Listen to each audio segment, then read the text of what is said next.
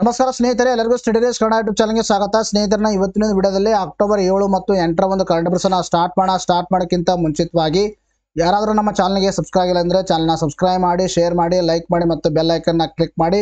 Because video upload ಮಾಡಿದಾಗ ನಿಮಗೆ ಬೇಗನೆ ನೋಟಿಫಿಕೇಶನ್ ಬರುತ್ತೆ. ಒಳ್ಳೆಯ ಜೋಶೊಂದಿಗೆ ಇವತ್ತಿನ ಒಂದು ಕರೆಂಟ್ ಅಫೇರ್ಸ್ ಸ್ಟಾರ್ಟ್ ಮಾಡೋಣ. ನೋಡಿ, ಮೊದಲೇ ಪ್ರಶ್ನೆ ಅಂತ ಕೇಳಿದಾರೆ ನೋಡಿ. ಇತ್ತೀಚೆಗೆ ವಿಕ್ಟರ್ ಆಂಬ್ರೋಸ್ ಮತ್ತು ಗ್ಯಾರಿ ರೋಕನ್ ಅವರಿಗೆ ಯಾವ ಕ್ಷೇತ್ರದಲ್ಲಿ ನೊಬೆಲ್ ಪ್ರಶಸ್ತಿಯನ್ನ ನೀಡಲಾಗಿದೆ ಅಂತ ಪ್ರಶ್ನೆಯನ್ನ ಕೇಳಿದ್ದಾರೆ. ಅದಕ್ಕೆ ಸರಿಯಾಗಿರ್ತಕ್ಕಂಥ ಉತ್ತರ ವೈದ್ಯಕೀಯ ಕ್ಷೇತ್ರದಲ್ಲಿ ನೀಡಲಾಗಿರ್ತಕ್ಕಂಥದ್ದು. ನೋಡ್ರಿ, ಬಹಳ ಇಂಪಾರ್ಟೆಂಟ್ ಆಗಿರ್ತಕ್ಕಂಥ ಪ್ರಶ್ನೆ ಇದು. ಅರ್ಥ ಆಯ್ತಾ? ವಿವಿಧ ಕ್ಷೇತ್ರಗಳಲ್ಲಿ ಯಾರ್ಯಾರು ಪ್ರಶಸ್ತಿಗಳನ್ನ ಪಡೆದಿದ್ದಾರೆ ಅಂದ್ರೆ ನೊಬೆಲ್ನ ಒಂದು ವಿವಿಧ ಕ್ಷೇತ್ರಗಳಲ್ಲಿ ವಿವಿಧ ವಿಜ್ಞಾನಿಗಳು ಪ್ರಶಸ್ತಿ ಪಡೆದಿದ್ದು ಮತ್ತು ಅವರು ಯಾವ ಕ್ಷೇತ್ರಗಾಗಿ ಅವರಿಗೆ ಪ್ರಶಸ್ತಿಯನ್ನು ನೀಡಲಾಗಿದೆ. Always hot topic for our examinations. ಮುಂದೆ ಬರ್ತಕ್ಕಂಥ ವಿಡಿಯೋಸ್ಗಳಲ್ಲಿ ನಾವು ಅದೇ ತರನಾಗಿ ನಿಮಗೆ ಈಗ ವೈದ್ಯಕೀಯ ಘೋಷಣೆಯಾಗಿದೆ. ಮುಂದೆ ಬೇರೆ ಅಂದರೆ ಭೌತಶಾಸ್ತ್ರದಲ್ಲಿ, ಸಾಹಿತ್ಯದಲ್ಲಿ, ಶಾಂತಿದಲ್ಲಿ, ಅರ್ಥಶಾಸ್ತ್ರದಲ್ಲಿ ಯಾರ್ಯಾರು ಆಯ್ಕೆ ಆಗ್ತಾರ ಹಂಗೆ ನಾವು ಅಪ್ಡೇಟ್ ತಮಗೆ ಕೊಡ್ತಾ ಹೋಗ್ತೀವಿ. ಅರ್ಥ ಆಯ್ತಾ? ಇದ್ರ ಬಗ್ಗೆ ಡಿಸ್ಕಷನ್ ಮಾಡೋಣ. ನೋಡಿ, ಪ್ರಸಕ್ತ ಸಾಲಿನ ವೈದ್ಯಕೀಯ ನೊಬೆಲ್ ಪುರಸ್ಕಾರಕ್ಕೆ ಅಮೆರಿಕದ ಒಂದು ವಿಕ್ಟರ್ ಆಂಬ್ರೋಸ್ ಮತ್ತು ಗ್ಯಾರಿ ರೋಕಿನ್ ಅವರು ಆಯ್ಕೆಯಾಗಿರ್ತಕ್ಕಂಥದ್ದು. ಅರ್ಥ ಆಯ್ತಾ? 2024ನೇ ಸಾಲಿನ ಒಂದು ವೈದ್ಯಕೀಯ ವಿಭಾಗದ ನೊಬೆಲ್ ಪ್ರಶಸ್ತಿಗೆ ಎಷ್ಟು ಜನ ಆಯ್ಕೆಯಾಗಿದ್ದಾರೆ? ಇಬ್ರು ಆಯ್ಕೆಯಾಗಿದ್ದಾರೆ. ಸೊ ಇಬ್ರು ಯಾವ ಒಂದು ಕ್ಷೇತ್ರಕ್ಕೆ? ವೈದ್ಯಕೀಯ ಕ್ಷೇತ್ರಕ್ಕೆ. ಏನು ಒಂದು ಸಾಧನೆ ಮಾಡಿದ್ದಕ್ಕಾಗಿ ಇವರಿಗೆ ಈ ಪ್ರಶಸ್ತಿಯನ್ನ ಘೋಷಣೆ ಮಾಡಲಾಗಿದೆ. That is very important. Micro ಅರಣ್ಯಗಳ ಸಂಶೋಧನೆ ಮಾಡಿದ್ದಕ್ಕಾಗಿ ಇಬ್ಬರಿಗೆ ಈ ಪ್ರಶಸ್ತಿಯನ್ನ ನೀಡಲಾಗಿದೆ. ಅರ್ಥ ಆಯ್ತಾ? ಮೈಕ್ರೋ ಅರಣ್ಯ ಅಂತಕ್ಕಂಥದ್ದು, ಮೈಕ್ರೋ ಅರಣ್ಯ. ಸೊ ಇಲ್ಲಿ ಮೈಕ್ರೋ ಅರಣ್ಯ ಅಂದ್ರೆ ಏನು ಮತ್ತು RNA ಅಂದ್ರೆ ಏನು ಅಂತಕ್ಕಂಥದ್ದು ಇಂಪಾರ್ಟೆಂಟು. ನೋಡ್ರಿ, RNA ಮತ್ತು DNA, RNA ಆ್ಯಂಡ್ DNA ಇವೆರಡು ಏನು ಮಾಡ್ತಾವಂದ್ರೆ ವಂಶವಾಹಿನಿಗಳನ್ನ, ಅರ್ಥಾಯ್ತಾ? ಮೋಸ್ಟ್ ಪರ್ಟಿಕ್ಯುಲರ್ಲಿ DNA ಏನು ಮಾಡುತ್ತಂದ್ರೆ DNA ದ ಕೆಲಸ ಪ್ರಮುಖವಾಗಿ ಜೀನ್ಗಳು, ಅರ್ಥಾಯ್ತಾ? ಜೀನ್ಗಳ ಮುಖಾಂತರ ಈ ಒಂದು ತಂದೆ ತಾಯಿಲಿರ್ತಕ್ಕಂಥ ಒಂದು ಜಿನೋಟಾಪಿಕ್ ಕ್ಯಾರೆಕ್ಟರ್ಸ್ಗಳು ಮತ್ತು ಫಿನೋಟಾಪಿಕ್ ಕ್ಯಾರೆಕ್ಟರ್ಗಳನ್ನು ಟ್ರಾನ್ಸ್ಲೇಟ್ ಮಾಡೋಕೆ ಏನು ಮಾಡುತ್ತೆ? ಹೆಲ್ಪ್ ಮಾಡುತ್ತೆ. ಅಂದರೆ ಟ್ರಾನ್ಸ್ಫಾರ್ಮ್ ಆಗುತ್ತೆ ತಂದೆಯಿಂದ ತಾಯಿಗೆ, ತಂದೆ ಮತ್ತು ತಾಯಿಯಿಂದ ಮಕ್ಕಳಿಗೆ ಮತ್ತು ಅವ್ರ ಮಕ್ಕಳಿಗೆ. ಈ ಥರ ಒಂದು ಜಿನೋಟೈಪಿಕ್ ಮತ್ತು ಫಿನೋಟಾಪಿಕ್ ಕ್ಯಾರೆಕ್ಟರ್ಗಳನ್ನು ಟ್ರಾನ್ಸ್ಫರ್ ಮಾಡೋಕ್ಕೆ ಹೆಲ್ಪ್ ಆಗುತ್ತೆ DNA. ಸೊ DNA ಒಂದು ವಿಸ್ತೃತ ರೂಪ ಏನಂದರೆ ಡಿಆಕ್ಸಿ, ಅರ್ಥಾಯ್ತಾ? ಡಿಆಕ್ಸಿ ರೈಬೋ ನ್ಯೂಕ್ಲಿಕ್ ಆಸಿಡ್ ಅಂತ ಹೇಳ್ತೀವಿ. ಡಿಆಕ್ಸಿ ರೈಬೋ ನ್ಯೂಕ್ಲಿಕ್ ಆಸಿಡ್ ಅಂತ ಹೇಳ್ತೀವಿ. ಇನ್ನು RNA ಅಂದ್ರೆ ಏನು? RNA ಅಂದರೆ ರೈಬೋ ನ್ಯೂಕ್ಲಿಕ್ ಆಸಿಡ್ ಅಂತ ಹೇಳ್ತೀವಿ. ಆದರೆ RNA ಪ್ರಮುಖ ಕಾರ್ಯ ಏನು? RNA ಪ್ರಮುಖ ಕಾರ್ಯ ಇದು ಪ್ರೋಟೀನ್ ಸಿಂಥೆಸಿಸ್ ಅಲ್ಲಿ ಕೂಡ ಹೆಲ್ಪ್ ಮಾಡುತ್ತೆ. ಅರ್ಥಾಯ್ತಾ? RNA ಏನು ಮಾಡುತ್ತೆ? ಪ್ರೋಟೀನ್ ಸಿಂಥೆಸಿಸ್ ಅಲ್ಲಿ ಸಹಾಯ ಮಾಡುತ್ತೆ ಅಂತಕ್ಕಂಥದ್ದು ಗೊತ್ತಿರಬೇಕು. ಇಂಪಾರ್ಟೆಂಟ್ ಆಗಿರ್ತಕ್ಕಂಥ ಫ್ಯಾಕ್ಟ್ಸ್. ಪ್ರಶಸ್ತಿ 84 ಲಕ್ಷ ನಗದು ಮತ್ತು ಪಾರಿತೋಷಕವನ್ನ ನೀಡಲಾಗಿರ್ತಕ್ಕಂಥದ್ದು ಇವರಿಗೆ. ಇನ್ನು ಮೈಕ್ರೋ RNA ಬಗ್ಗೆ ನಾವು ಮಾತಾಡ್ತಾ ಹೋಗೋಣ. ಸೊ ಮೈಕ್ರೋ RNA ಬಗ್ಗೆ ಮಾತಾಡ್ತಾ ಬಂದಾಗ ಮೈಕ್ರೋ RNAಗಳು ಅತ್ಯಂತ ಸಣ್ಣ ಕಣಗಳಾಗಿದ್ದು ಇವೊಂದು we can't see in the naked eyes, ಅರ್ಥಾಯ್ತಾ? ಅವುಗಳನ್ನ ಮೈಕ್ರೋಸ್ಕೋಪ್ದಲ್ಲೇ ನೋಡಬೇಕು. ಕಣಗಳಾಗಿದ್ದು ಜೀನ ಅಥವಾ ವಂಶವಾಹಿಗಳ ಒಂದು ಕಣಗಳ ಮಟ್ಟದಲ್ಲಿ ಯಾವ ಸಂದರ್ಭದಲ್ಲಿ ಹೇಗೆ ಕಾರ್ಯನಿರ್ವಹಿಸಬೇಕು ಎಂಬುದನ್ನು ನಿಯಂತ್ರಿಸುತ್ತವ. ಮೈಕ್ರೋ RNAಗಳ ಕೆಲಸ ಏನಂದ್ರೆ ಈ ಒಂದು ಜೀನ್ಗಳು ಏನಂತೀವಿ, ವಂಶವಾಹಿನಿಗಳಂತ ಏನಂತ ಹೇಳ್ತೀವಿ, ಅವುಗಳನ್ನ ಯಾವ ಸಂದರ್ಭದಲ್ಲಿ ಯಾವ ತರ ಕೆಲಸ ಮಾಡಬೇಕು ಜೀನ್ ಅನ್ನೋದನ್ನ ಗೈಡೆನ್ಸ್ ಮಾಡ್ತವ ಇವು ಮೈಕ್ರೋ RNAಗಳು. ಹೀಗಾಗಿ ದೇಹದ ಎಲ್ಲಾ ಭಾಗಗಳಲ್ಲಿ ಒಂದೇ ರೀತಿಯ ಜೀವಕೋಶಗಳು ಇದ್ದರೂ ಅವುಗಳ ಕಾರ್ಯನಿರ್ವಹಣೆ ಮಾತ್ರ ಬೇರೆ ಬೇರೆ ಇರುತ್ತೆ. Due to the micro RNA guidance to the gene ಇರೋದ್ರಿಂದಾಗಿ ದೇಹದ ವಿವಿಧ ಭಾಗದಲ್ಲಿ ಒಂದೇ ತರ ಜೀನ್ಗಳಿದ್ದರೂ ಮತ್ತು ಒಂದೇ ತರ ಜೀವಕೋಶಗಳಿದ್ದರೂ ಕೂಡ ಅವು ಬೇರೆ ಬೇರೆ ಕಾರ್ಯವನ್ನ ನಿರ್ವಹಿಸ್ತವ. Due to this micro RNA guidance to the gene. ಇನ್ನು ಇಬ್ಬರು ಸಂಶೋಧನೆಯ ಮಹತ್ವ ಏನಂದ್ರೆ ಈ ಇಬ್ಬರು ಸಂಶೋಧನಾ ಜೀವಿಗಳು ಹೇಗೆ ಅಭಿವೃದ್ಧಿ ಹೊಂದುತ್ತವೆ ಮತ್ತು ಹೇಗೆ ಕಾರ್ಯನಿರ್ವಹಿಸುತ್ತವೆ ಎಂಬುದರ ಕುರಿತು ಖಚಿತ ನಿಲುವಿಗೆ ಬರಲು ಅನುವು ಮಾಡಿಕೊಟ್ಟಿತು. ಆಯ್ತಾ? ಅಂದ್ರೆ ಈ ಎವಲ್ಯೂಷನ್ ಹೇಗೆ ಆಗ್ತಾ ಇದೆ ಅನ್ನೋದ್ರ ಬಗ್ಗೆ ಅಂಡರ್ಸ್ಟ್ಯಾಂಡ್ ಮಾಡೋಕ್ಕೂ ಕೂಡ ಹೆಲ್ಪ್ ಆಗುತ್ತೆ. ಆಮೇಲೆ ಈ ಒಂದು ಜೀವಿ ಹೇಗೆ ಕಾರ್ಯನಿರ್ವಹಿಸ್ತದೆ ಅನ್ನೋದ್ರ ಬಗ್ಗೆ ತಿಳಿದುಕೊಳ್ಳೋಕ್ಕೂ ಕೂಡ ಇದೇನಾಗಿದೆ? ಸಹಾಯಕಾರಿ ಆಗಿರ್ತಕ್ಕಂಥದ್ದು. ಜೊತೆಗೆ ಜೀನುಗಳ ಕಾರ್ಯನಿರ್ವಹಣೆ ಕುರಿತು ಪೂರ್ಣ ಹೊಸ ತತ್ವವನ್ನು ವಿಜ್ಞಾನಿ ಲೋಕದಲ್ಲೇ ಲುಕ್ಕ ಮುಂದಿಟ್ಟಿತು. ಆಯ್ತಾ? ಈ ಒಂದು ವಿದ್ಯೆ, ಈ ಒಂದು ಏನೋ ಒಂದು ಜೆನೆಟಿಕ್ಸ್ ಅಂತ ನಾವು ಓದ್ತೀವಿ, ಅದರಲ್ಲಿ ಇವರು ಸಂಶೋಧನೆ ಕ್ಯಾನ್ಸರ್ ಸೇರಿದಂತೆ ವಿವಿಧ ಆರೋಗ್ಯ ಸಮಸ್ಯೆಗಳ ಹೊಸ ರೀತಿಯಲ್ಲಿ ಚಿಕಿತ್ಸೆ ನೀಡಲು ವೈದ್ಯಕೀಯ ಸಮುದಾಯಕ್ಕೆ ಅನುವು ಮಾಡಿಕೊಟ್ಟಿತು. ಸೊ ಆದ್ದರಿಂದ ಈ ಮೈಕ್ರೋ RNAಗಳ ಒಂದು ಸಂಶೋಧನೆಗಾಗಿ 2024ನೇ ಸಾಲಿನ ವೈದ್ಯಕೀಯ ವಿಭಾಗದ ಒಂದು ನೊಬೆಲ್ ಪ್ರಶಸ್ತಿಗಾಗಿ ಇಬ್ಬರು ಆಯ್ಕೆ ಆಗಿರ್ತಕ್ಕಂಥದ್ದು ಗೊತ್ತಿರಬೇಕು, ಬಹಳ ಇಂಪಾರ್ಟೆಂಟ್, ಕ್ಲಿಯರ್ ಆಗಿ. ಇನ್ನು ತದನಂತರದಲ್ಲಿ ನೊಬೆಲ್ ಪ್ರಶಸ್ತಿ ಅಂದರೆ ಏನು, ಯಾವಾಗ ಸ್ಟಾರ್ಟ್ ಮಾಡಲಾಯಿತು, ಯಾಕೆ ನೊಬೆಲ್ ಅಂತ ಹೆಸರು ಬಂತು, ಯಾವ್ಯಾವ ಕ್ಷೇತ್ರಗಳಿಗೆ ನೀಡಲಾಗುತ್ತೆ, ಆಮೇಲೆ ಯಾವಾಗ ಸ್ಟಾರ್ಟ್ ಮಾಡಿದ್ರು, ಮೊದಲು ಪಡೆದುಕೊಂಡವ್ರು ಯಾರು, ಭಾರತೀಯರು ಪಡೆದುಕೊಂಡವ್ರು ಯಾರು, we discussion in upcoming class, ಮುಂದೆ ಬರ್ತಕ್ಕಂಥ ಕ್ಲಾಸಲ್ಲಿ ಕೂಡ ಡಿಸ್ಕಷನ್ ಮಾಡ್ತೀವಿ. ಮತ್ತು ಈಗಾಗಲೇ ನಮ್ಮ ಮ್ಯಾಗ್ಝಿನ್ಗಳಲ್ಲಿ ಕೂಡ ನಾವು ಇನ್ಫಾರ್ಮೇಷನ್ ಅನ್ನ ಕೊಟ್ಟಿದ್ದೀವಿ. ಅರ್ಥ ಆಯ್ತಾ? ನೋಡಿ, ಯಾರು ನಮ್ಮ ಮ್ಯಾಗ್ಝಿನ್ಸ್ಗಳನ್ನು ಇನ್ನೂ ತಗೊಂಡಿಲ್ಲ, ಯಾರು ನೀವು VAO ಎಕ್ಸಾಮಿನೇಷನ್ ಓದ್ತಾ ಇದ್ದೀರಿ, ಇವು ನಿಮ್ಮ ಎಕ್ಸಾಮ್ ದೃಷ್ಟಿಯಿಂದಾಗಿ ವೆರಿ ಕ್ರಿಟಿಕಲ್ ಮ್ಯಾಗ್ಝಿನ್ಸ್. ಅರ್ಥ ಆಯ್ತಾ? ನಿಮಗೆ ಎಷ್ಟು ಬೇಕಷ್ಟು ಇನ್ಫಾರ್ಮೇಷನ್ ಕೊಟ್ಟಿದ್ದೀವಿ, ಬೇಗ ಕ್ವಿಕ್ಕಾಗಿ ನೀವು ರಿವಿಷನ್ ಕೂಡ ಮಾಡ್ಕೋಬೋದು ಲಾಸ್ಟ್ ಟೈಮಲ್ಲಿ.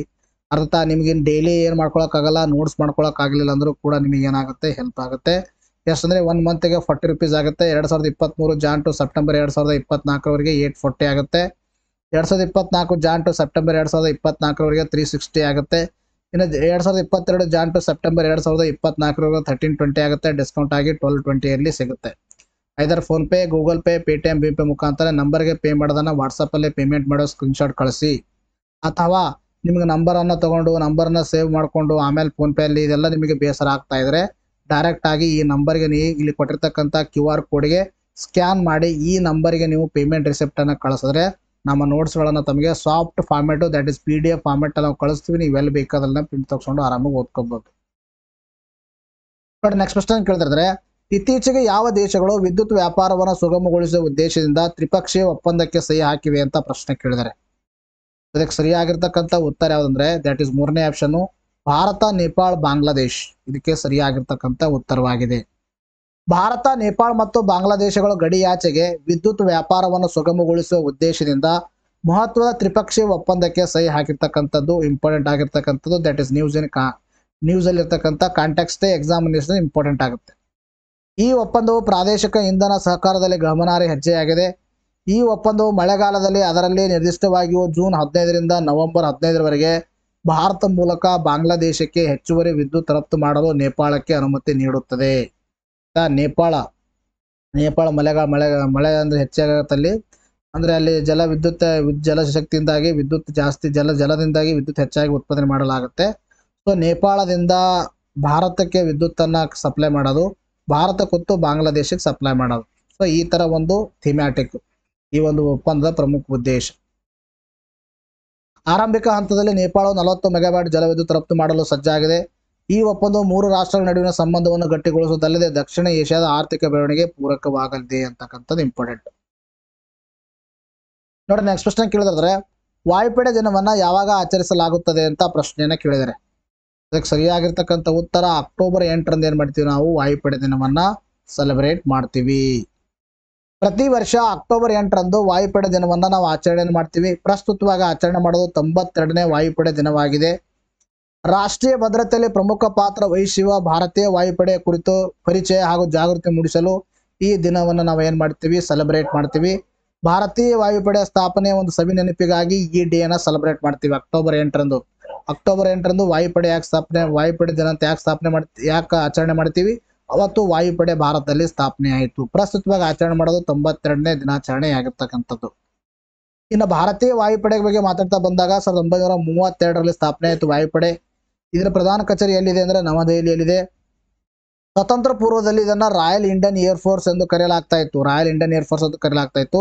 ಸ್ವತಂತ್ರ ಬಂದ ನಂತರ ರಾಯಲ್ ಅಂತಕ್ಕಂಥ ಪದವನ್ನು ತೆಗೆದುಹಾಕಲಾಯಿತು. ಜಸ್ಟ್ ಏನ್ ಮಾಡಲಾಗುತ್ತಂದ್ರೆ ಇಂಡಿಯನ್ ಏರ್ ಫೋರ್ಸ್ ಅಂತ ಕರಿತೀವಿ. ಅರ್ಥ ಆಯ್ತಾ? ಯಾಕಂದ್ರೆ ನಾವು ರಾಯಲ್ ಅಂದ್ರೆ ನಾವು ಬ್ರಿಟಿಷರ ಒಂದು ಮೊನಾರ್ಕಿಯಲ್ಲಿಂದ ನಾವು ಏನಾದಿವಿ, ಸ್ವತಂತ್ರವನ್ನಗೊಂಡಿವಿ. ಅದಕ್ಕೆ ಇದನ್ನ ಪದವನ್ನ ಬದಲಾವಣೆ ಮಾಡಿದ್ದಾರೆ. ಇದರ ಧ್ಯೇಯವಾಕ್ಯ ಏನಂದ್ರೆ ಈ ಒಂದು ಭಾರತೀಯ ವಾಯುಪಡೆದು touching the sky with the glory ಅಂತಕ್ಕಂಥ ಇದರ ಧ್ಯೇಯವಾಕ್ಯವಾಗಿದೆ. ಇದು ಜಗತ್ತಿನಲ್ಲಿ 4ನೇ ಅತಿ ದೊಡ್ಡ ವಾಯುಪಡೆಯಾಗಿದೆ. ಭಾರತ ಅಂದ್ರೆ ಜಗತ್ತಿನಲ್ಲಿ 4ನೇ ಅತಿ ದೊಡ್ಡ ವಾಯುಪಡೆ ಅಂತಕ್ಕಂಥದ್ದು ಗೊತ್ತಿರಬೇಕು. ಉತ್ತರ ಪ್ರದೇಶದ ಗಾಜಿಯಾಬಾದ್ನಲ್ಲಿರುವ ಹಿಂಡನ್ ವಾಯುನೆಲೆ ಏಷ್ಯಾದಲ್ಲಿ ಅತಿ ದೊಡ್ಡದಾಗಿದೆ. ಇಂಪಾರ್ಟೆಂಟ್ ಇದನ್ನು ಕೂಡ. ಅರ್ಥ ಆಯ್ತಾ? ತಜಕಿಸ್ತಾನದಲ್ಲಿ ಫರ್ಕೂರ್ ವಾಯುನೆಲೆಯು ವಿದೇಶಿ ನೆಲದಲ್ಲಿರುವ ಏಕೈಕ ಭಾರತೀಯ ವಾಯುನೆಲೆಯಾಗಿದೆ. ಭಾರತದ ಒಂದು ವಾಯುನೆಲೆ ವಿದೇಶದಲ್ಲಿ ಯಾವುದಿದ್ರೆ ಫರ್ಕೂರ್ ಅಂತಕ್ಕಂಥದ್ದು, ದಟ್ ಈಸ್ ಇನ್ ತಜಕಿಸ್ತಾನ್. ಇದು ಏಕೈಕ. ಇನ್ನು ವಾಯುಪಡೆ ತರಬೇತಿ ಸಂಸ್ಥೆಗಳು ಇಂಪಾರ್ಟೆಂಟು. ಏರ್ ಫೋರ್ಸ್ ಅಕಾಡೆಮಿ ಎಲ್ಲಿದೆ? ಡಿಂಡಿಗಲ್ ಇದೆ. ನೋಡಿ, ನಿಮ್ಮ KPSC ಎಕ್ಸಾಮಿನೇಷನ್ ಅಲ್ಲಿ ಇವೆಲ್ಲ ಹೊಂದಿಸಿ ಬರೆದಲ್ಲಿ ಕೇಳಿದ್ದಾರೆ. ಅರ್ಥ ಆಯ್ತಾ? Air force academy in Dindigul. ಇನ್ನು ಪೈಲಟ್ ತರಬೇತಿ ಸಂಸ್ಥೆ ಎಲ್ಲಿದೆ ಅಂದ್ರೆ ಅಲಹಾಬಾದ್ನಲ್ಲಿದೆ. ತದನಂತರದಲ್ಲಿ ಇನ್ಸ್ಟಿಟ್ಯೂಟ್ ಆಫ್ ಏರೋಸ್ಪೇಸ್ ಮೆಡಿಸಿನ್ ಅಂತಕ್ಕಂಥದ್ದು ಬೆಂಗಳೂರಲ್ಲಿದೆ, ಇಂಪಾರ್ಟೆಂಟು. ವಾಯುಪಡೆ ಆಡಳಿತ ಕಾಲೇಜಲ್ಲಿದೆ, ಕೊಯಮತ್ತೂರದಲ್ಲಿದೆ. ವಾಯುಪಡೆ ತಾಂತ್ರಿಕ ಕಾಲೇಜಲ್ಲಿದೆ, ಬೆಂಗಳೂರಲ್ಲಿದೆ. ತಂತ್ರಗಳು ಮತ್ತು ವಾಯು ಯುದ್ಧ ಮತ್ತು ರಕ್ಷಣಾ ಸಂಸ್ಥೆಯಲ್ಲಿದೆ, ಗ್ವಾಲಿಯರ್ಲಿದೆ. ಅರ್ಥ ಆಯ್ತಾ? ಈ ವಾಯುಪಡೆಗೆ ಸಂಬಂಧಪಟ್ಟಿರ್ತಕ್ಕಂಥ ಪ್ರಮುಖ ಸಂಸ್ಥೆಗಳು, ವಾಯುಪಡೆ ದಿನ ಯಾವಾಗ ಸೆಲೆಬ್ರೇಟ್ ಮಾಡ್ತೀವಿ, ಯಾಕೆ ಸೆಲೆಬ್ರೇಟ್ ಮಾಡ್ತೀವಿ ಅಂತಕ್ಕಂಥದ್ದು ಇಂಪಾರ್ಟೆಂಟು. ನೋಡಿ, ನೆಕ್ಸ್ಟ್ ಕ್ವಶ್ಚನ್ ಕೇಳಿದರೆ, ಹಸಿರು ಮನೆಯ ಪರಿಣಾಮ ತಡೆಯಲು ಕೆಳಗಿನ ಯಾವ ಕ್ರಮ ಸೂಕ್ತವಾಗಿಲ್ಲ ಅಂತ ಕೇಳಿದ್ದಾರೆ. ಅದಕ್ಕೆ ಸರಿಯಾಗಿರ್ತಕ್ಕಂಥ ಉತ್ತರ ಯಾವುದಂದ್ರೆ ದ್ಯಾಟ್ ಈಸ್ 3ನೇ ಆಪ್ಷನ್, ಸಾಂಪ್ರದಾಯಿಕ ಇಂಧನ ಬಳಕೆ. ಸೊ ಸಾಂಪ್ರದಾಯಿಕ ಇಂಧನ ಬಳಕೆ ಅಂದ್ರೆ ಏನಂದ್ರೆ ಟ್ರೆಡಿಷನಲ್ ಎನರ್ಜಿ ಸೋರ್ಸಸ್ ಅಂತ ಕರಿತೀವಿ. ಅರ್ಥ ಆಯ್ತಾ? Traditional energy sources. So traditional energy ಅಂದ್ರೆ ಯಾವುವು ಅಂದರೆ, ಫಾರ್ ಎಕ್ಸಾಂಪಲ್ ನಾವು ಏನು ಡೀಸೆಲ್ ಅನ್ನ ಯೂಸ್ ಮಾಡ್ತಾ ಇದ್ದೀವಿ ಅವುಗಳು, ತದನಂತರದಲ್ಲಿ ಏನು ಪೆಟ್ರೋಲ್ ಯೂಸ್ ಮಾಡ್ತಾ ಇದ್ದೀವಿ ಇವೆಲ್ಲ ಟ್ರೆಡಿಷನಲ್ ಎನರ್ಜಿಗಳು.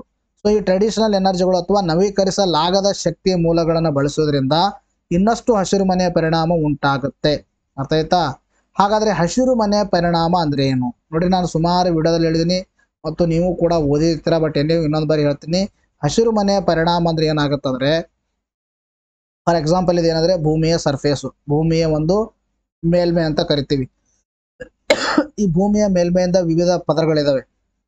ಟ್ರೋಪೋಸ್ಫೇರು, ಸ್ಟ್ರಾಟೋಸ್ಫೇರು, ಮೆಸೋಸ್ಫೇರು, ಎಕ್ಸಾಸ್ಫೇರು ಇವೆಲ್ಲ ಇದಾವೆ. ಅರ್ಥ ಆಯ್ತಾ? ಇಲ್ಲಿ ಯಾವುದಂದ್ರೆ ಟ್ರೋಪೋಸ್ಫೇರ್. ಮೊದಲನೇದು ಏನಂದ್ರೆ ಟ್ರೋಪೋಸ್ಫೇರು.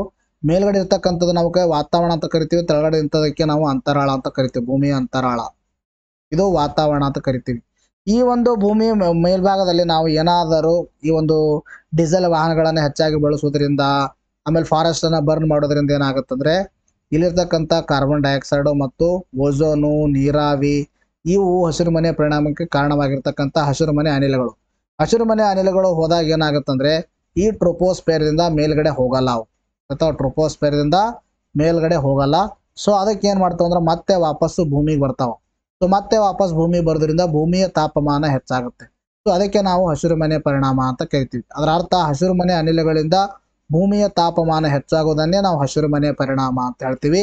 ಹಸಿರು ಮನೆ ಪರಿಣಾಮಕ್ಕೆ ಕಾರಣವಾಗಿರ್ತಕ್ಕಂಥ ಅನಿಲಗಳು CO2, ಕಾರ್ಬನ್ ಡೈಆಕ್ಸೈಡು, CH4, ಮಿಥೇನು, ತದನಂತರದಲ್ಲಿ ನೀರಾವಿ. ಅರ್ಥ ಆಯ್ತಾ? ನೀರಾವಿ. ಆಮೇಲೆ ನಿಮಗೆ ಯಾವ್ದು ಬರುತ್ತಂದ್ರೆ O3, ಓಝೋನು. ಅರ್ಥ ಆಯ್ತಾ? Nitrous oxide. ಇವೆಲ್ಲ ಏನಂದ್ರೆ ಹಸಿರು ಮನೆ ಒಂದು ಪ್ರಾಥಮಿಕ ಅನಿಲಗಳು, ಪ್ರಾಥಮಿಕ ಅನಿಲಗಳು ಅಂತ ಕರಿತೀವಿ. ಪ್ರಾಥಮಿಕ ಕಾರಣೀಕರ್ತವಾಗಿರ್ತಕ್ಕಂಥದ್ದು ಹಸಿರು ಮನೆ ಪರಿಣಾಮ.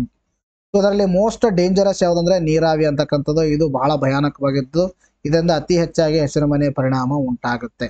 ಆಯ್ತಾ? ಇದು ನಿಮ್ಗೆಲ್ಲವನ್ನ ನಾನು ಹೇಳಿದ್ದೀನಿ, ಹಸಿರು ಮನೆ ಪರಿಣಾಮ ಏನು, ಯಾಕೆ ಉಂಟಾಗುತ್ತೆ ಅಂತಕ್ಕಂಥದ್ದು. ಇಲ್ಲಿ ಬಂದರುಗಳು ಮತ್ತು ಶಿಪ್ಪಿಂಗ್ ಮತ್ತು ಜಲಮಾರ್ಗಗಳ ಸಚಿವಾಲಯ ಮತ್ತು ಏಷ್ಯನ್ ಡೆವಲಪ್ಮೆಂಟ್ ಬ್ಯಾಂಕ್ನ ಸಹಯೋಗದೊಂದಿಗೆ ಹೊಸ ದೆಹಲಿಯಲ್ಲಿ ನಡೆಯಿತು. ಯಾವುದು ನಡೆಯಿತು ಅಂದರೆ ಡಿಕಾರ್ಬನೈಸೇಷನ್, ಮ್ಯಾರಿಟೈಮ್ ಡಿಕಾರ್ಬನೈಸೇಷನ್ ಸಮ್ಮೇಳನ. ಆಯ್ತಾ? ಇಲ್ಲಿ ಸ್ವಲ್ಪ ವರ್ಡ್ ಮಿಸ್ ಆಗಿದೆ. ಮ್ಯಾರಿಟೈಮ್ ಡಿಕಾರ್ಬನೈಸೇಷನ್ ಸಮ್ಮೇಳನ ನಡೀತು. ಹಡಗು ಮತ್ತು ಬಂದರುಗಳ ಕಾರ್ಯಾಚರಣೆ ಹೇಗೆ ಹೆಚ್ಚು ಪರಿಸರ ಸ್ನೇಹಿಯಾಗುವುದು ಎಂಬುದರ ಚರ್ಚಿಸುವ ಸಮ್ಮೇಳನ ಗುರಿಯಾಗಿತ್ತು. ಇದರದು ಭಾರತವು 2020ರ ವೇಳೆಗೆ ನಿವ್ವಳ 0 ಇಂಗಾಲದ ಗುರಿಯನ್ನು ಹಾಕಿಕೊಂಡಿದೆ. ಇದಕ್ಕೆ ಇದು ಸಹಕಾರಿಯಾಗಲಿದೆ ಅಂತಕ್ಕಂಥದ್ದು. ಮ್ಯಾರಿಟೈಮ್ ಡಿಕಾರ್ಬನೈಸೇಷನ್ ಸಮ್ಮೇಳನ, ಮ್ಯಾರಿಟೈಮ್ ಡಿಕಾರ್ಬನೈಸೇಷನ್ ಸಮ್ಮೇಳನ ವರ್ಡ್ ಮಿಸ್ ಆಗಿದೆ. ಅರ್ಥ ಆಯ್ತಾ? ಎಲ್ಲಿ ನಡೆದಿತ್ತು? ನವದೆಹಲಿಯಲ್ಲಿ. ಹಾಗಾದ್ರೆ ಮ್ಯಾರಿಟೈಮ್ ಡಿಕಾರ್ಬನೈಸೇಷನ್ ಅಂದ್ರೆ ಏನು? ಕಡಲು ಡಿಕಾರ್ಬನೈಸೇಷನ್ ಎಂದರೆ ಹಡಗುಗಳಿಂದ ಹಸಿರುಮನೆ ಅನಿಲ ಹೊರಸೂಸುವಿಕೆಯನ್ನು ಕಡಿಮೆ ಮಾಡೋದು. ಡಿಕಾರ್ಬನೈಸೇಷನ್ ಅಂದ್ರೆ ಏನು? ಕಾರ್ಬನ್ ಪ್ರಮಾಣವನ್ನ ಕಡಿಮೆ ಮಾಡೋದು ಅಂತ ಅರ್ಥ. ಸೊ ಇದರಿಂದ ಈಗ ನಾವು ಏನಂತಂದ್ರೆ ಮೋಸ್ಟ್ ಆಫ್ ದಿ ನಾವು ಈಗ ಒಂದು ವಿಶ್ವ ವ್ಯಾಪಾರ ವರ್ಲ್ಡ್ ಟ್ರೇಡ್ ಅನ್ನ ನೋಡಿದ್ರೆ, ಸೊ ವರ್ಲ್ಡ್ ಟ್ರೇಡ್ ನೋಡಿದಾಗ 90% ಜಲಮಾರ್ಗದ ಮುಖಾಂತರವಾಗುತ್ತೆ. ಸೊ ಜಲಮಾರ್ಗದ ಮುಖಾಂತರವಾದರೆ ಆ ಜಲಮಾರ್ಗದಲ್ಲಿ ಅದರಲ್ಲಿ 90% ಮತ್ತೆ ಏನಂದ್ರೆ ಹಡಗುಗಳ ಮುಖಾಂತರ ನಡೀತದೆ. ಹಡಗುಗಳೇ ಮೇನ್ ಸೋರ್ಸ್ ಆಫ್ ಇದ್ರದ್ದು ಏನಂದ್ರೆ ಒಂದು ಒಂದು ಜಲಮಾರ್ಗದ ಮುಖಾಂತರ, ಹಡಗುಗಳ ಮುಖಾಂತರ ಏನ್ ಮಾಡ್ತೀವಿ ನಾವು? ಟ್ರಾನ್ಸ್ಪೋರ್ಟ್ ಅನ್ನ ಮಾಡ್ತೀವಿ. ಸೊ ಹಡಗುಗಳಿಂದ ಏನಾಗುತ್ತೆ ಅಂದ್ರೆ CO2 ಹೊರಗೆ ಬಂದ್ರೆ ಅದೇನಾಗ ಹಸಿರು ಮನೆ ಪರಿಣಾಮ ಆಗುತ್ತೆ. ಹಸಿರು ಮನೆ ಅನಿಲ ಹಸಿರು ಮನೆ ಪರಿಣಾಮ ಉಂಟಾಗುತ್ತೆ. ಸೊ ಈ ಡಿಕಾರ್ಬನೈಸೇಷನ್, ಕಾರ್ಬನ್ ಪ್ರಮಾಣ ಹೊರಸೂಸುವುದನ್ನ ಕಡಿಮೆ ಮಾಡೋಗೋಸ್ಕರ ಅದನ್ನ ಕುರಿತು ಒಂದು ಸಮ್ಮೇಳನ ನಡೆದಿತ್ತು ಇಲ್ಲಿ ನವದೆಹಲಿಯಲ್ಲಿ ಅಂತಕ್ಕಂಥದ್ದು. ಅರ್ಥ ಆಯ್ತಾ? ಜಾಗತಿಕ ವ್ಯಾಪಾರದ ಸುಮಾರು 90% ಹಡಗುಗಳ ಮೂಲಕ ನಡೆಯುತ್ತದೆ. ಆದರೆ ಹಡಗುಗಳು ಜಾಗತಿಕ ಕಾರ್ಬನ್ ಡೈಆಕ್ಸೈಡ್ ಹೊರಸೂಸುವಿಕೆ 3%, ಅಥವಾ 3% ಏನ್ ಮಾಡ್ತಾವ? ಕೊಡುಗೆಯನ್ನ ನೀಡ್ತವೆ ಜಾಗತಿಕ ಒಂದು ಕಾರ್ಬನ್ ಡೈಆಕ್ಸೈಡ್ ಹೊರಸೂಸುವಿಕೆಯಲ್ಲಿ.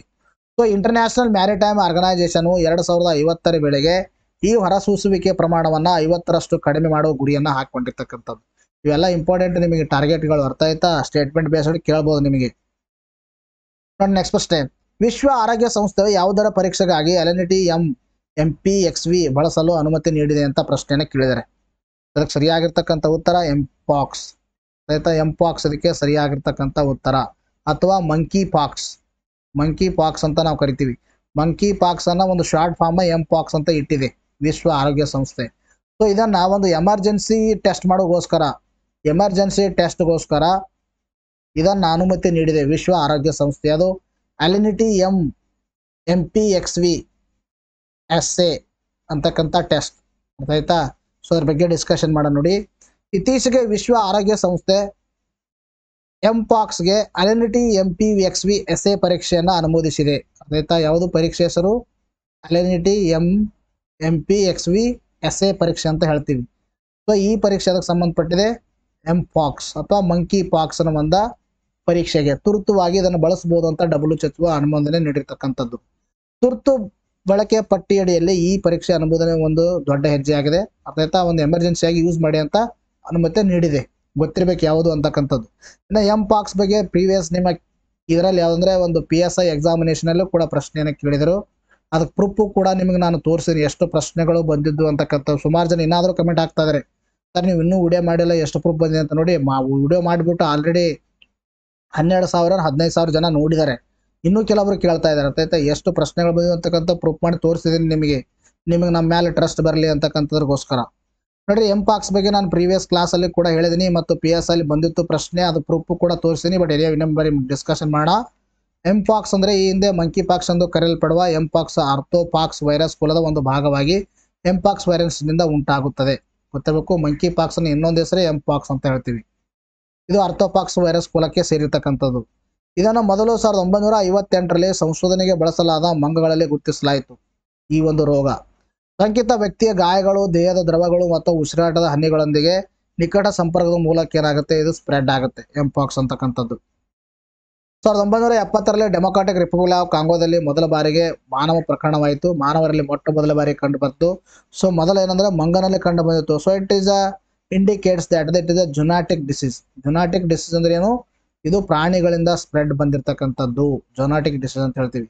ಇದು ಒಂದು DNA virus, not A RNA virus. Virus ನಲ್ಲಿ ಎರಡು, ಒಂದು RNA ವೈರಸ್ ಮತ್ತು DNA ವೈರಸ್.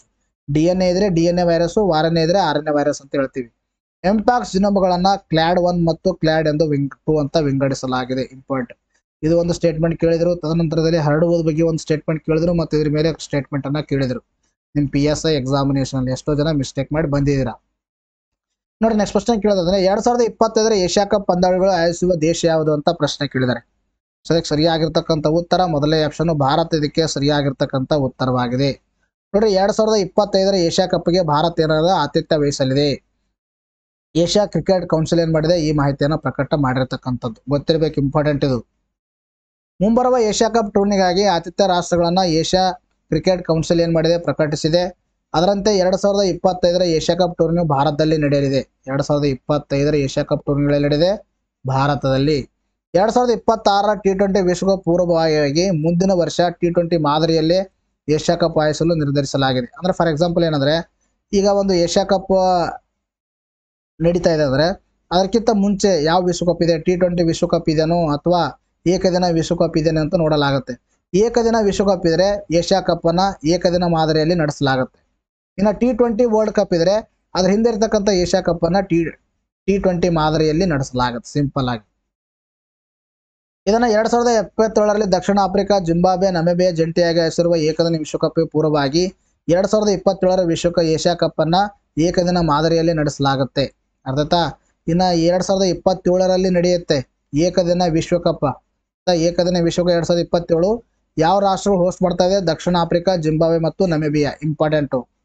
ಇನ್ನು 2027ಕ್ಕೆ ನಡೀತಕ್ಕಂಥ ಇದು ಏಷ್ಯಾ ಕಪ್. ಇದು 2027ರಲ್ಲಿ ಏನು ಏಷ್ಯಾ ಕಪ್ ನಡೆಯುತ್ತೆ ಆ ಸಂದರ್ಭದಲ್ಲಿ ಇದು ಏಕದಿನ ಮಾದರಿಯಲ್ಲಿ ನಡೆಯುತ್ತೆ. ಯಾಕಂದ್ರೆ ವರ್ಲ್ಡ್ ಕಪ್ ಏಕದಿನ ಮಾದರಿಯಲ್ಲಿ ಇರುತ್ತೆ ಮುಂದೆ. ಆಗ ಹೇಳಿದೆ ನಿಮ್ಗೆ ಕ್ಲಿಯರ್ ನಾನು ಜಸ್ಟ್ ಇವಾಗ. 2029ರಲ್ಲಿ ಏಷ್ಯಾ ಕಪ್ ಆತಿಥ್ಯ ಪಾಕಿಸ್ತಾನ ವಹಿಸಲಿದೆ. 2029ಕ್ಕೆ ಪಾಕಿಸ್ತಾನ, 2025ಕ್ಕೆ ಪ್ರಸ್ತುತವಾಗಿ ಇಂಡಿಯಾ ವಹಿಸ್ತಾ ಇದೆ. This is important. ವಿಶ್ವ ಬಾಹ್ಯಾಕಾಶ ಸಪ್ತಾಹ ಯಾವಾಗ ಆಚರಿಸಲಾಗುತ್ತದೆ ಅಂತ ಪ್ರಶ್ನೆ ಕೇಳಿದ್ದಾರೆ. ಅದಕ್ಕೆ ಸರಿಯಾಗಿರ್ತಕ್ಕಂಥ ಉತ್ತರ ಅಕ್ಟೋಬರ್ 4ರಿಂದ ಅಕ್ಟೋಬರ್ 10ಕ್ಕೆ ಸರಿಯಾಗಿರ್ತಕ್ಕಂಥ ಉತ್ತರವಾಗಿದೆ. ವಿಶ್ವ ಬಾಹ್ಯಾಕಾಶ ಸಪ್ತಾಹವನ್ನ ಅಕ್ಟೋಬರ್ 4ರಿಂದ ಅಕ್ಟೋಬರ್ 10ರವರೆಗೆ ವಿಶ್ವದ ವಿವಿಧ ಭಾಗಗಳಲ್ಲಿ ಆಚರಿಸಲಾಗುತ್ತೆ. 1957 ಅಕ್ಟೋಬರ್ 4ರಂದು ಮಾನವ ನಿರ್ಮಿತ ಮೊದಲ ಉಪಗ್ರಹ ಸ್ಪುಟ್ನಿಕ್ 1ರ ಉಡಾವಣೆಗಾಗಿ ಬಾಹ್ಯಾಕಾಶ ಚತುರ್ಯನ್ನು ತೆರೆಯಲಾಯಿತು. ಹಾಗಾದ್ರೆ ನಾವು ಯಾಕೆ ವಿಶ್ವ ಬಾಹ್ಯಾಕಾಶ ಸಪ್ತಾಹವನ್ನ ಅಕ್ಟೋಬರ್ 4ರಿಂದ ಅಕ್ಟೋಬರ್ 10ರವರೆಗೆ ಸೆಲೆಬ್ರೇಟ್ ಮಾಡ್ತೀವಿ? ಒಂದು ಹಿಸ್ಟಾರಿಕಲ್ ರೀಸನ್ಸ್ಗಳಿದಾವೆ. ಎರಡು ಹಿಸ್ಟಾರಿಕಲ್ ರೀಸನ್ ನಲ್ಲಿ ಮೊದಲನೇದು ಯಾವುದಂದ್ರೆ ಅಕ್ಟೋಬರ್ 4 1957ರಲ್ಲಿ ಮೊಟ್ಟ ಮೊದಲ ಬಾರಿಗೆ ಉಪಗ್ರಹವನ್ನ ಉಡಾವಣೆ ಮಾಡಲಾಯಿತು. ಅದು ಯಾವುದು? ಸ್ಪುಟ್ನಿಕ್ ಅಂತಕ್ಕಂಥದ್ದು. ಜಗತ್ತಿನ ಮೊದಲ ಉಪಗ್ರಹ ಯಾವುದಂದ್ರೆ ಸ್ಪುಟ್ನಿಕ್ ಅಂತಕ್ಕಂಥದ್ದು. ಸ್ಪುಟ್ನಿಕ್ 1 ಅಂತಕ್ಕಂಥದ್ದು 1957ರಲ್ಲಿ ಲಾಂಚ್ ಮಾಡಲಾಯಿತು. ಇದು ಒಂದು ರೀಸನ್ನು. ಇನ್ನು 1967 ಅಕ್ಟೋಬರ್ 10ರಂದು ಬಾಹ್ಯಾಕಾಶ ಅಂತಾರಾಷ್ಟ್ರೀಯ ಸಹಕಾರಕ್ಕಾಗಿ ಒಪ್ಪಂದಕ್ಕೆ ಸಹಿ ಹಾಕಿದ ಅತ್ಯಂತ ಮಹತ್ವದ ದಿನವಾಗಿದೆ. ಅಂದ್ರೆ ಬಾಹ್ಯಾಕಾಶದ ಒಂದು ಕರೆಕ್ಟಾಗಿ ಯೂಸ್ ಮಾಡ್ಕೊಳ್ಳೋಗೋಸ್ಕರ ಅಂದ್ರೆ ಒಂದು ಅಂತಾರಾಷ್ಟ್ರೀಯ ಸಹಕಾರಕ್ಕಾಗಿ ಬಾಹ್ಯಾಕಾಶದ ಅಂತಾರಾಷ್ಟ್ರೀಯ ಸಹಕಾರಕ್ಕಾಗಿ 1967ರಲ್ಲಿ ಒಂದು ಒಪ್ಪಂದವನ್ನು ಏರ್ಪಟ್ಟಿತ್ತು. ಅದನ್ನು ಕೂಡ ಇಂಪಾರ್ಟೆಂಟು ಅಕ್ಟೋಬರ್ 10ರಂದು. ಸೊ ಅದಕ್ಕೆ ನಾವೇನು ಮಾಡ್ತೀವಿ ಅಂದ್ರೆ ಅಕ್ಟೋಬರ್ 4ರಿಂದ ಅಕ್ಟೋಬರ್ 10ರವರೆಗೆ ಈ ಒಂದು ಬಾಹ್ಯಾಕಾಶ ಸಪ್ತಾಹವನ್ನು ಆಚರಣೆ ಮಾಡ್ತೀವಿ. ಈ ಒಂದು ಕಾರಣಗಳಿಂದ. ಇಷ್ಟು ಮಾಹಿತಿ ಗೊತ್ತಿರಲಿ ಸಾಕು. ನೋಡಿ, ನೆಕ್ಸ್ಟ್ ಕ್ವಶ್ಚನ್ ಕೇಳಿದ್ರೆ ವಿಶ್ವ ಆರೋಗ್ಯ ಸಂಸ್ಥೆ ದಟ್ ಇಸ್ WHO ಆಗ್ನೇಯ ಏಷ್ಯಾ ವಲಯದ ಪ್ರಾದೇಶಿಕ ಸಮಿತಿ 77ನೇ ಅಧಿವೇಶನ ಎಲ್ಲಿ ನಡೆಯುತ್ತಿದೆ ಅಂತ ಕೇಳಿದ್ದಾರೆ. ಅದಕ್ಕೆ ಸರಿಯಾಗಿರ್ತಕ್ಕಂಥ ಉತ್ತರ ನವದೆಹಲಿ. ಇಂಪಾರ್ಟೆಂಟ್ ಆಗಿರ್ತಕ್ಕಂಥದ್ದು, KE ಎಕ್ಸಾಮ್ ಅಲ್ಲಿ ಕೇಳಬಹುದು. ಭಾರತ ಆರೋಗ್ಯ ಸಚಿವರಾಗಿರ್ತಕ್ಕಂಥ JP ನಡ್ಡಾ ಅವರು ವಿಶ್ವ ಆರೋಗ್ಯ ಸಂಸ್ಥೆ WHO ಒಂದು ಆಗ್ನೇಯ ಏಷ್ಯಾ ವಲಯದ ಪ್ರಾದೇಶಿಕ ಸಮಿತಿ 77ನೇ ಅಧಿವೇಶನಕ್ಕೆ ಅಧ್ಯಕ್ಷರಾಗಿ ಆಯ್ಕೆಯಾಗಿದ್ದಾರೆ. ಕೇಳ್ತಾರೆ ಪ್ರಶ್ನೆ. ಒಂದು 77ನೇ ಆಗ್ನೇಯ ಏಷ್ಯಾ ವಲಯದ ಪ್ರಾದೇಶಿಕ WHO ಒಂದು ಪ್ರಾದೇಶಿಕ ಸಮಿತಿ ಅಧ್ಯಕ್ಷತೆ ವಹಿಸಿಕೊಂಡವ್ರು ಯಾರಿದ್ರು ಅಂದ್ರೆ JP ನಡ್ಡಾ. ಯಾವ ದೇಶ ನೇತೃತ್ವ ವಹಿಸಿಕೊಂಡಿತ್ತು? ಭಾರತ. ಎಲ್ಲಿ ನಡೆದಿತ್ತು? ನವದೆಹಲಿಯಲ್ಲಿ. ಈ ಅಧಿವೇಶನವು ನವದೆಹಲಿಯಲ್ಲಿ ನಡೆಯುತ್ತಿದೆ. ಇದು ವಾರ್ಷಿಕ ಇವೆಂಟ್ ಆಗಿದ್ದು ಇಲ್ಲಿ ಆರೋಗ್ಯ ಮಂತ್ರಿಗಳು, ಇತರ ಪ್ರಮುಖ ಅಧಿಕಾರಿಗಳು ಈ ಪ್ರದೇಶದಲ್ಲಿ ಜನರ ಮೇಲೆ ಪರಿಣಾಮ ಬೀರುವ ಪ್ರಮುಖ ಆರೋಗ್ಯ ಸಮಸ್ಯೆಗಳ ಬಗ್ಗೆ ಏನ್ ಮಾಡಲಾಗುತ್ತದೆ? ಚರ್ಚೆವನ್ನ ಮಾಡಲಾಗುತ್ತೆ. ಇನ್ನು WHO ಸೌತ್ ಈಸ್ಟ್ ಏಷ್ಯಾ ಬಗ್ಗೆ ಮಾತಾಡ್ತಾ ಬಂದಾಗ ಈ ಪ್ರದೇಶವು ಭಾರತ, ಬಾಂಗ್ಲಾದೇಶ್, ಶ್ರೀಲಂಕಾ ಸೇರಿದಂತೆ 11 ದೇಶಗಳನ್ನು ಒಳಗೊಂಡಿರ್ತಕ್ಕಂಥದ್ದು. ಇದು ವಿಶ್ವದ ಅತಿದೊಡ್ಡ ಪ್ರದೇಶಗಳಲ್ಲಿ ಒಂದಾಗಿದೆ. ಜಾಗತಿಕ ಜನಸಂಖ್ಯೆಗೆ 25%ಗಿಂತ ಹೆಚ್ಚು ಇಲ್ಲಿ ಜನರು ವಾಸಿಸ್ತಾ ಇದ್ದಾರೆ. ಆಯ್ತಾ? 25% ಪೀಪಲ್ ಕಾಂಟ್ರಿಬ್ಯೂಟ್ ಮಾಡಾಗುತ್ತೆ WHO ಸೌತ್ ಈಸ್ಟ್ ಏಷ್ಯಾ ಅಂತಕ್ಕಂಥದ್ದು. ಸುಮಾರು 11 ದೇಶಗಳು ಒಳಗೊಂಡಿರ್ತಕ್ಕಂಥ ಒಂದು ವಲಯ ಇದು. ಅದು WHO ವಿಂಗಡಣೆ ಮಾಡಿರ್ತಕ್ಕಂಥ ಈಸ್ಟ್ ಏಷ್ಯಾ. ನೋಡಿ, ನೆಕ್ಸ್ಟ್ ಒಲ್ಲರಿಸಿದ ಮೊದಲನೇ ಪ್ರಶ್ನೆ. ಪತಾಟೋ ಹೆಸರಿನ ಹೈಪರ್ಸಾನಿಕ್ ಬ್ಯಾಲಿಸ್ಟಿಕ್ ಕ್ಷಿಪಣಿ ಯಾವ ದೇಶ ಅಭಿವೃದ್ಧಿಪಡಿಸುತ್ತೆ ಅಂತ ಕೇಳಿದ್ರೆ ಇದಕ್ಕೆ ಸರಿಯಾಗಿರ್ತಕ್ಕಂಥ ಉತ್ತರ ಇರಾನ್. ರಾಷ್ಟ್ರೀಯ ವನ್ಯಜೀವಿ ಸಪ್ತಾಹ 2024 ಯಾವಾಗ ಆಚರಿಸಲಾಗುತ್ತೆ? ಅಕ್ಟೋಬರ್ 2ರಿಂದ 8ರವರೆಗೆ. ಯಾವ ರಾಜ್ಯ ಸರ್ಕಾರವು ಇತ್ತೀಚೆಗೆ ಹೆಣ್ಣು ಮಕ್ಕಳ ಶಿಕ್ಷಣಕ್ಕಾಗಿ ನಿಜತ್ ಮೋಹಿನಾ ಯೋಜನೆಯನ್ನು ಪ್ರಾರಂಭಿಸಿದೆ ಅಂತ ಕೇಳಿದರೆ ಅದಕ್ಕೆ ಸರಿಯಾಗಿರ್ತಕ್ಕಂಥ ಉತ್ತರ ಅಸ್ಸಾಂ. ಶಿಗೆರು ಇಸಿಬಾ ಅವರು ಯಾವ ದೇಶದ ಪ್ರಧಾನಮಂತ್ರಿಯಾಗಿ ಆಯ್ಕೆಯಾಗಿದ್ದಾರೆ? That is Japan. ಯಾವ ದಿನವನ್ನ ವಿಶ್ವ ಹತ್ತಿ ದಿನ ಎಂದು ಆಚರಿಸಲಾಗುತ್ತದೆ? ದಟ್ ಈಸ್ 7ನೇ ಅಕ್ಟೋಬರ್ ಅನ್ನ ವಿಶ್ವ ಹತ್ತಿ ದಿನ ಅಂತ ನಾವು ಆಚರಣೆ ಮಾಡ್ತೀವಿ. ಇವತ್ತಿಗೆ ಓಡಾಡ ಮುಗಿಸೋಣ. ಮತ್ತೆ ಮುಂದಿನ ವಿಡಿಯೋದಲ್ಲಿ ಭೇಟಿಯಾಗೋಣ. Thank you friends.